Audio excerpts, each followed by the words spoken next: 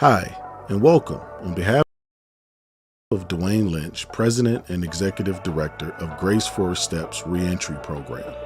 Did you know that around 650,000 returning citizens and recovering addicts are released into the community every year? Two-thirds of that number are either rearrested or relapsed. More than half of that number return to prison or treatment within 1 to 3 years. The Grace Forward Steps Reentry Program is a faith-based nonprofit organization with a mission to house, educate, and assist returning citizens and recovering addicts to reacclimate themselves back into society. Our vision is to reduce recidivism and relapse by offering services and tools to our participants that will help them to stabilize themselves effectively and safely back into the community, helping them become productive citizens, reconnecting with their loved ones, and reforming their lives for better living. We are asking for your support in providing life-changing opportunities for our participants. Every contribution saves someone's life. Every dollar helps, and we are always grateful for any and every amount received.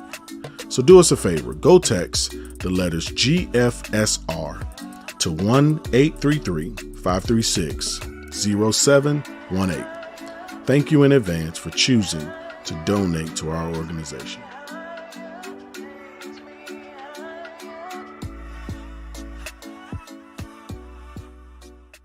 People seen it, but they just don't know. People seen it, but they just don't know.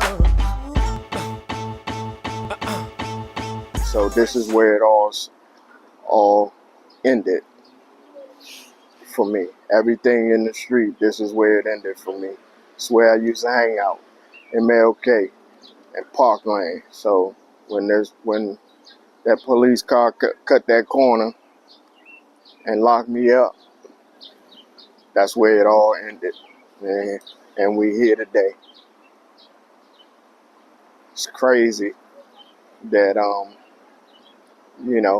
to come back here, because this is also the place that I used to come and minister and pass out lunches and all that kind of stuff. So, I'm a real advocate for these people, because these people are me or were me. So I want to see them. I want to see them get delivered just like I did. People seen it, but they just don't know.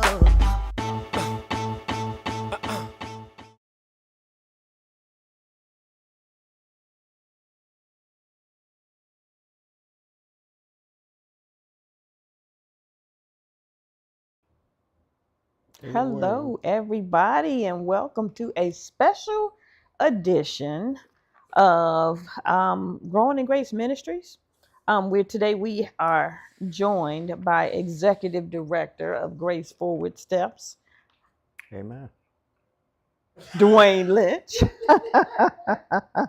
I guess we'll be somewhat informal and somewhat formal. We just wanted to take the opportunity to talk about the outreach ministry of Growing in Grace Ministries, and particularly the reentry program. And so welcome to those of you that are watching right now. We know this is an impromptu broadcast, but we're happy to be here. We're happy to serve and do what God has called us to do. And this is the day that God has called us to do this. So, amen. Amen. All right. So we're just going to dive right in. We want to learn more about Grace Forward Steps, and we're excited to be here with the executive director. And so, Dwain, Yes. take us back to the beginning. What inspired you to start Grace Forward Steps Reentry Program? Well, for the most part, I had been in and out of jails and institutions from the time I was like 11 years old until I was maybe, I think, around 38. And then around 38, I had I had gotten saved, and I was on my last year in a jail in North Carolina. And I was just sitting in the cell and asking God what He wanted me to do, and He told me two things. He said to write a book, and then I started thinking about a reentry program, because I was thinking about all the times that I you know, had come home and failed staying in the community, because it was just something missing. Every time I came home, there was something missing that led me back to jail. So I wanted to build a program that like fed the whole man, everything, spiritually, financially, emotionally, life skills and all that kind of stuff. So I wanted to build that kind of program to make sure that people had a winning chance. A fighting chance to be successful. Yeah. And I can totally identify with it because I have a cousin of mine that was the same. He started going to the prison in the prison at a young age. He was more familiar with prison life Yeah. than he was with living on the outside. Yeah. And so when he would get out, he would always find ways to get back in. Yeah. Wow, that's really impactful. Grace Forward, that's a powerful name. So just describe to us how'd you come up with Grace Forward? Because when I think of it, you know what? This your interview, so I'm gonna let you tell me. Talk Well, about that. actually, when I came up with the name, I had actually been studying grace at World Changers, and so pretty much everything that I did um, in that year or the years preceding had grace in it. Um, I was managing a Christian comedian at the time. His name was Grayson, so I changed his name to Son, Grace's son. And then when I thought about the program, and it was like it got to have grace in it, but what is the other part of that? So it's grace. It's moving forward in grace. That's basically what it means. Wow, Yeah. that is powerful. Moving forward in Yeah. grace. Wow. Now, how do you see that impacting the people you'll be serving? It impacts the people that I'll be serving, because we are giving them the opportunity to, like, turn their lives around, but it's also giving them the opportunity to put the pieces that were missing, put those pieces back together, and come out winning. You know. So, how does faith Mhm. shape the mission and daily operations of your program? Because you call it in your material, it calls it a faith-based program. So, how does faith? It's I called it a faith-based nonprofit organization simply because I walked away from jails and institutions by my faith in God. And from that point, all I wanted to do was show people that they can walk by faith just like I did.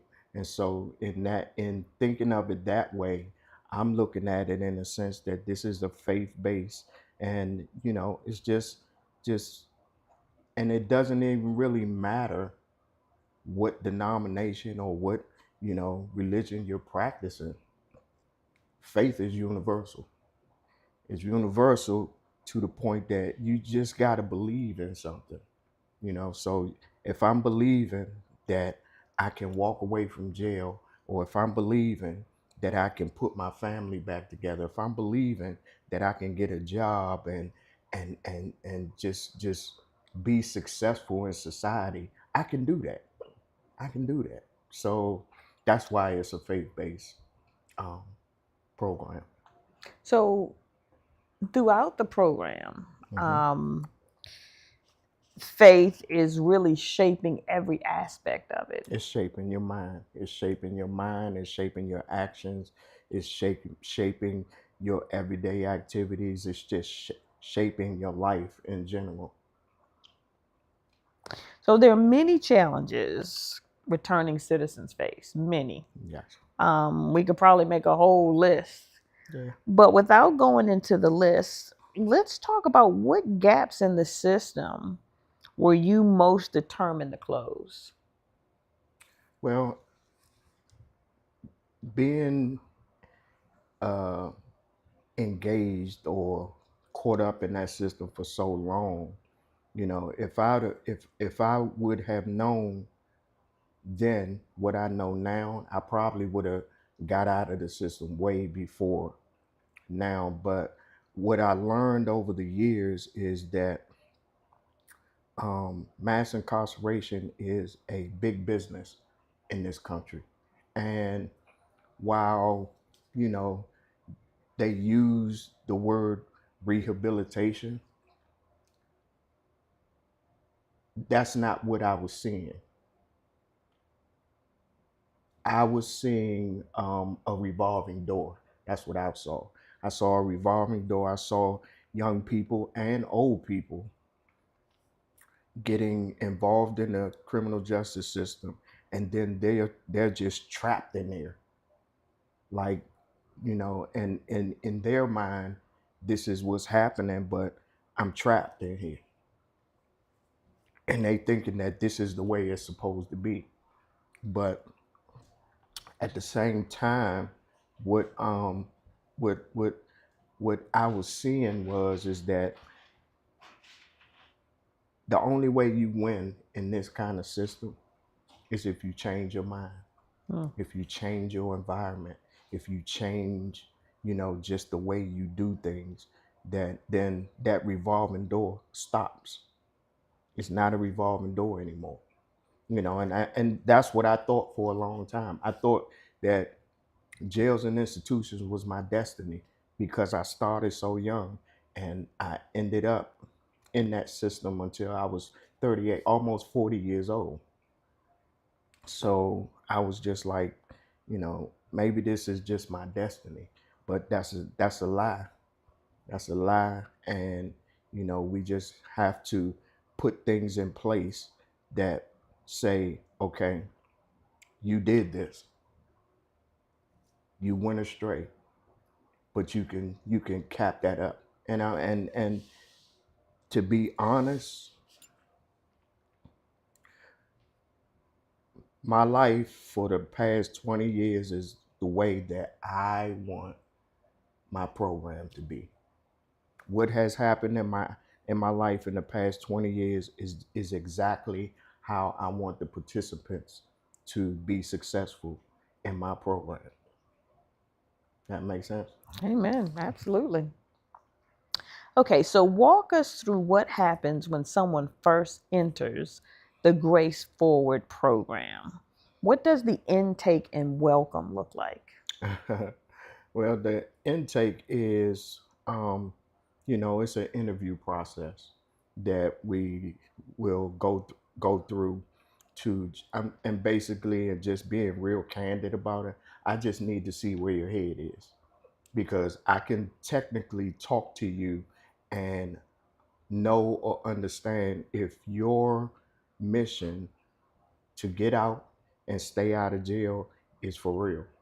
So it's an interview process where we talk to the individual, we, see where his head is or her head is, where they're trying to go, and if they're really, really, sincere about getting there, about staying there, So, I mean, it's going to be a vigorous interview process, and just seeing what they need, what they don't need, if it's education that they need, to make sure that they get it. Mm-hmm. If it's just job training that they need, to make sure that they get it. If it's, life skills or reconnecting with family, I want to make sure that they get these kind of things, because when any of these components are missing, that's what sends people back to jail or back into treatment. Okay. It sounds like your intake process Mhm. is what many would call, and it was on the tip of my tongue before I opened my mouth. But it's like an evaluation, or I wouldn't say Evaluation. evaluation. That's the wrong word.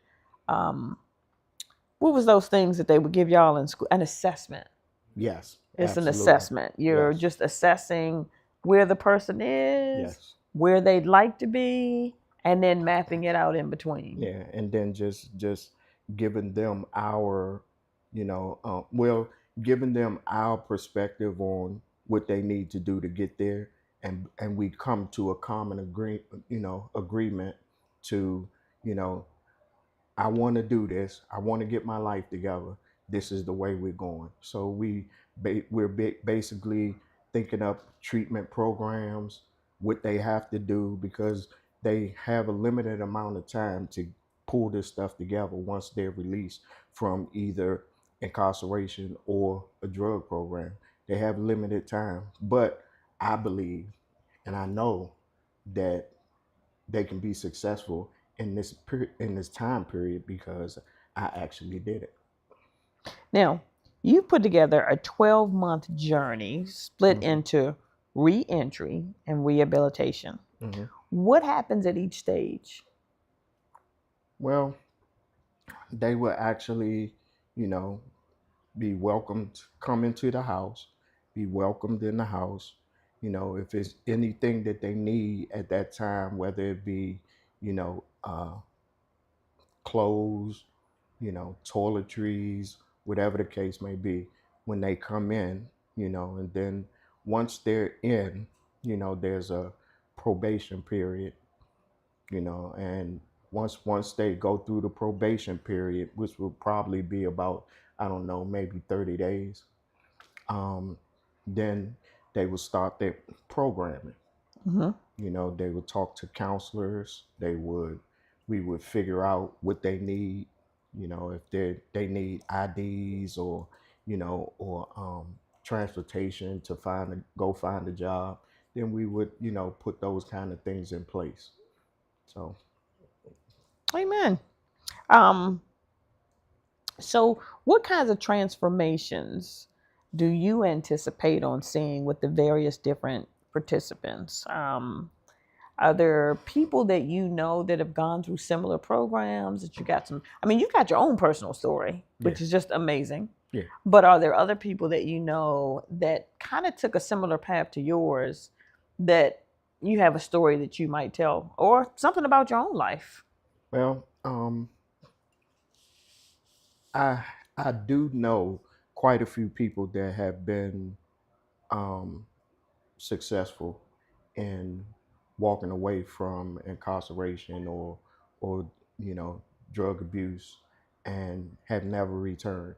I do have quite a few friends that were actually more successful than me, and they came home. They asserted themselves back into the community. They inserted themselves back into their families, or whatever the case may be.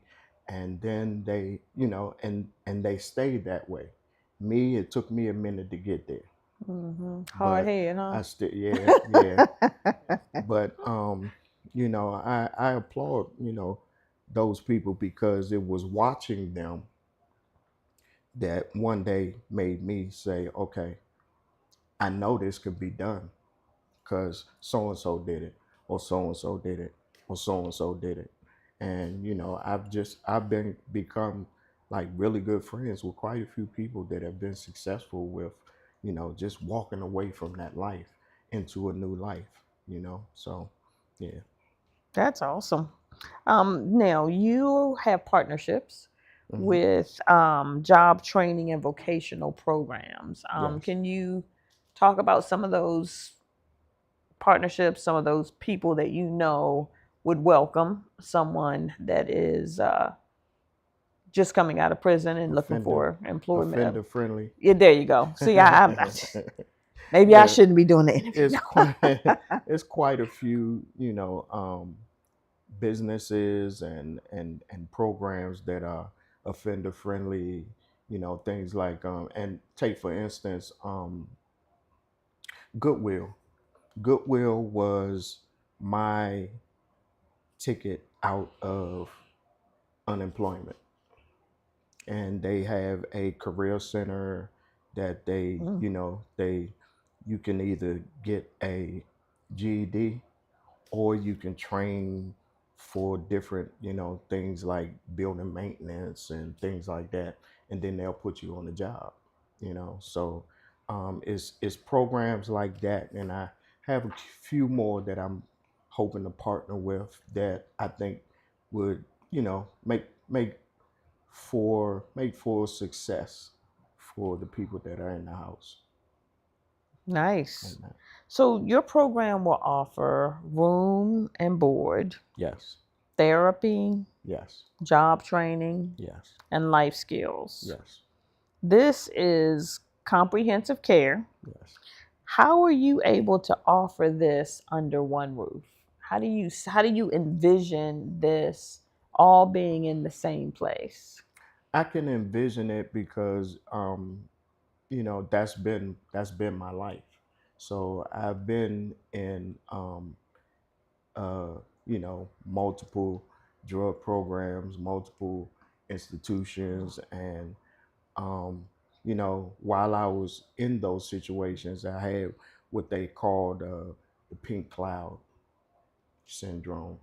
And the pink cloud syndrome is that I'm in those situations, but I can see how this could work, or how I could be instrumental in helping other people get to that next level. So I think I had the pink cloud probably in my next to last year in treatment, and then once I was in treatment for the last time, then I just focused on how I was going to put this thing together. So, yeah. So over 650,000 people return from prison every year. Mhm. And not return from prison, but get out of prison every year. And most return to prison within 3 years. Mhm. Why is this happening? And how is Grace Forward Steps going to change that story? This is basically happening because the programs, or the halfway houses, or the drug programs, or whatever the case may be, are not really focused on helping the total man. The guys that are coming to those programs or into those halfway houses, that's revenue for them. That's revenue for them. So if they go out and catch another charge and go back to jail, that's just one more person that's going to go back to jail, come back out, and come through that program or come through that house. I don't want that.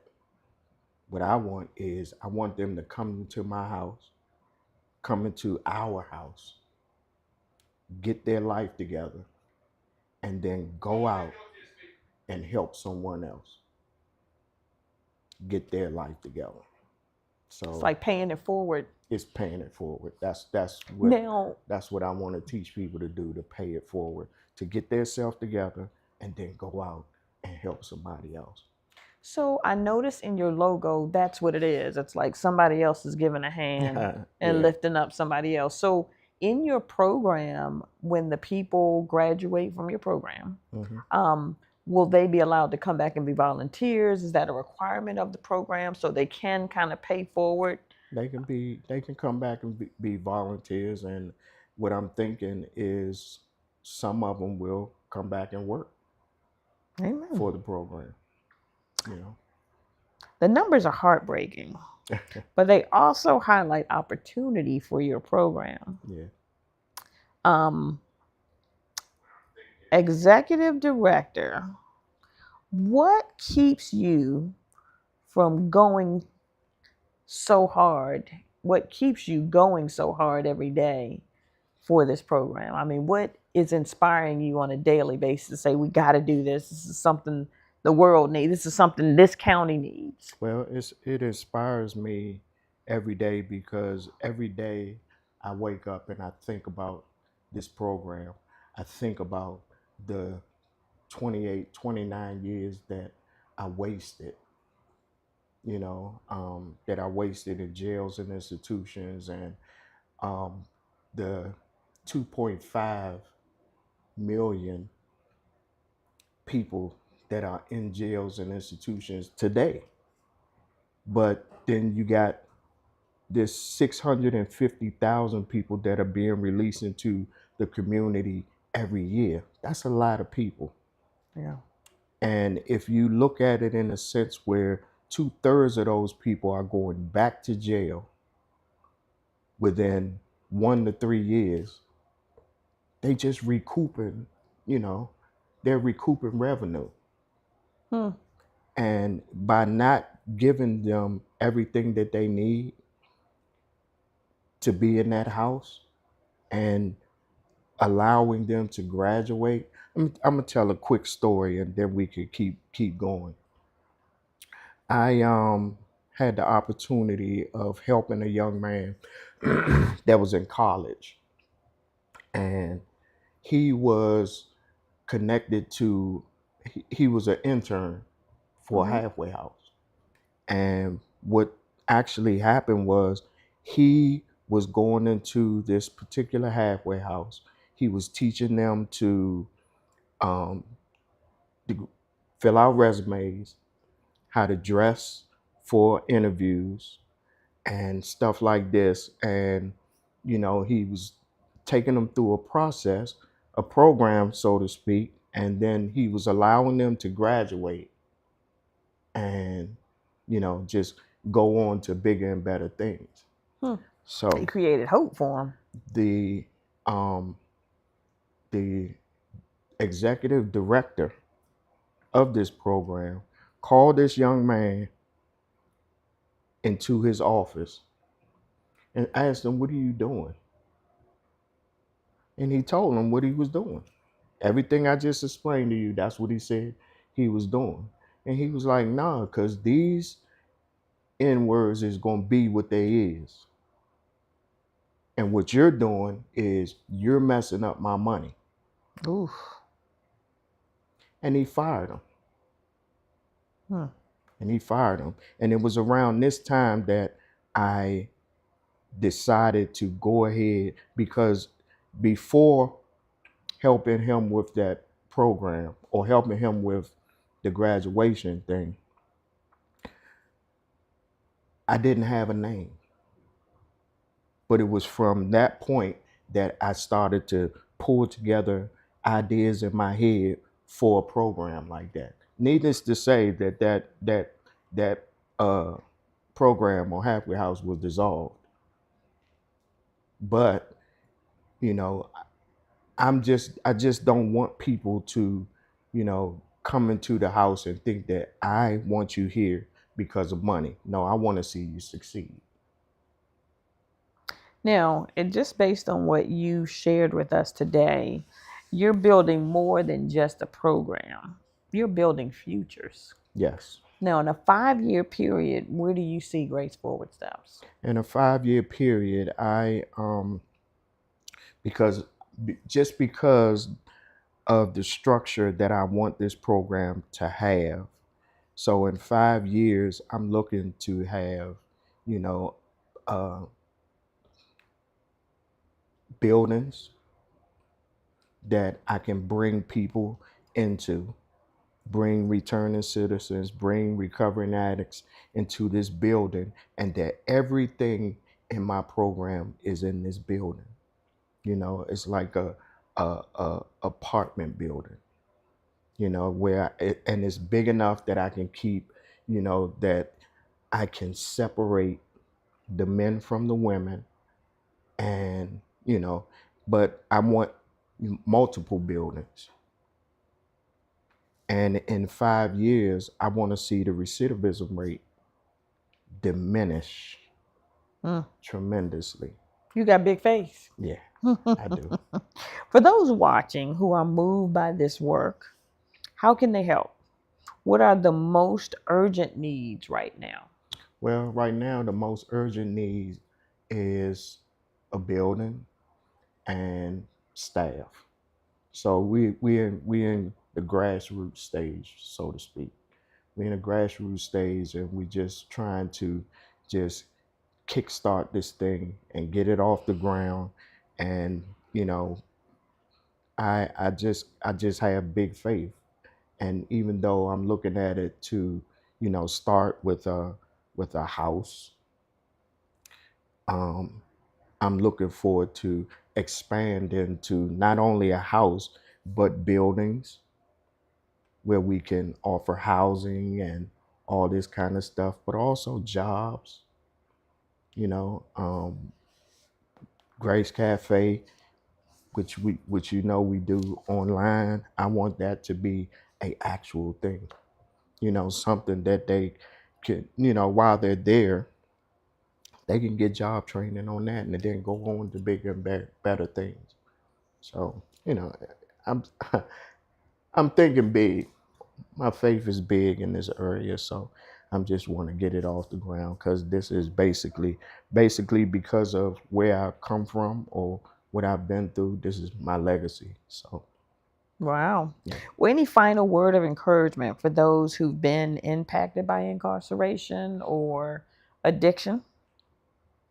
If I had to give a final word of encouragement, I would say that And look at the camera. Talk to the people. Look at the camera. incarceration and drug programs are basically an illusion. I know you think you're trapped in that, but it's just a matter of changing your thinking. Change your thinking, change your life. And I know that it's hard depending on where you've been, what you've been through. I know it's hard, and I get it. But at the same time, you have to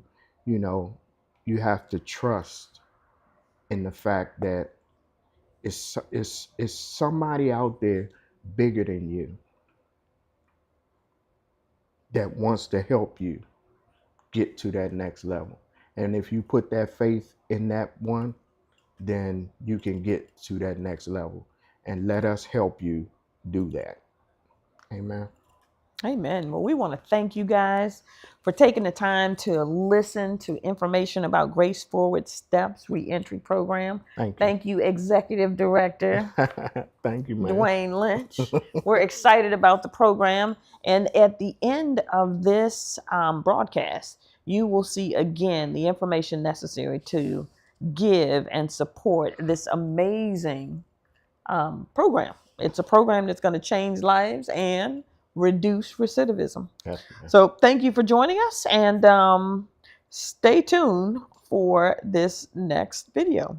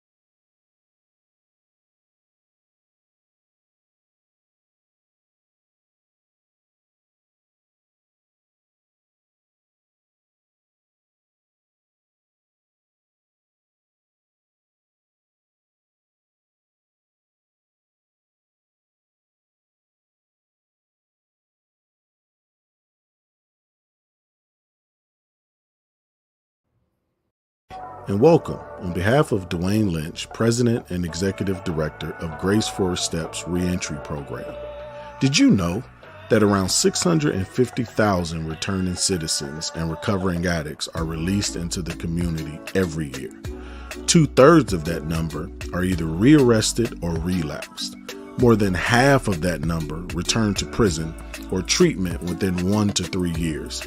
The Grace 4 Steps Reentry Program is a faith-based nonprofit organization with a mission to house, educate, and assist returning citizens and recovering addicts to reacclimate themselves back into society. Our vision is to reduce recidivism and relapse by offering services and tools to our participants that will help them to stabilize themselves effectively and sufficiently back into the community, helping them become productive citizens, reconnecting with their loved ones, and reforming their lives for better living. We are asking for your support in providing life-changing opportunities for our participants. Every contribution saves someone's life. Every dollar helps, and we are always grateful for any and every amount received. So do us a favor, go text the letters GFSR to 1-833-536-0718. Thank you in advance for choosing to donate to our organization.